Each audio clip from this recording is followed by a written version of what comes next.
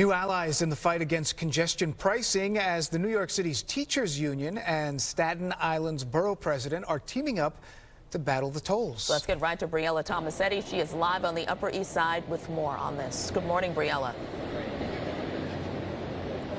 Yeah, Tashani and Dan, here we go again. The MTA has long argued that congestion pricing will reduce traffic, boost revenue and decrease pollution in this area, specifically the central business district. But those who live on Staten Island say it'll have the complete opposite effect there due to the lack of mass transit. And to paint a better picture for you, the borough is home only to the Staten Island Railway, which is just one line that doesn't connect to the rest of the subway system. We are suing a number of parties to stop congestion pricing in its tracks. Staten Island's Republican leaders have teamed up with the United Federation of Teachers to sue the city, state, and federal agencies over their controversial congestion pricing plan.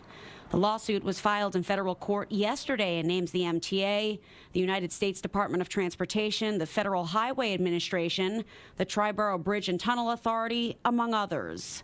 With the plan slated to take effect as early as this spring, Staten Islanders argue that their borough will feel the financial strain even more than others. We do not have a subway, and we do not have a commuter rail. That is why so many Staten Island residents must use their car to get to work. And to make matters worse, we're the only city residents that must pay a toll to get off and on Staten Island.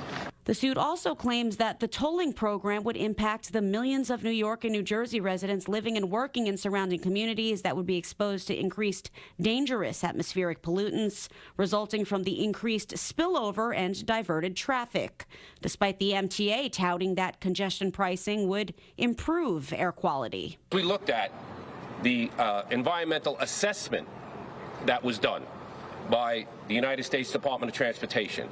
It was what we would say in my world is the kid only read the Cliff Notes, and they cut corners constantly and everywhere. Meanwhile, across the Hudson, New Jersey Congressman Josh Gottheimer unveiled the findings of a tax study which revealed that the MTA is estimated to generate $3.4 billion in a year from the congestion tax, well above the New York State Legislature's $1 billion objective. This just proves that the New York's congestion tax is nothing but a cash grab, we discovered, and it proves the extent of New York's greed. The agency shot back at the New Jersey Democrat with a statement reading in part, "Gridlock Gottheimer's math is a joke," adding, "If we really want to combat ever-worsening clogged streets, we must adequately fund a public transit system that will bring safer and less congested streets, cleaner air, and better transit for the vast majority of students and teachers who take mass transit to school."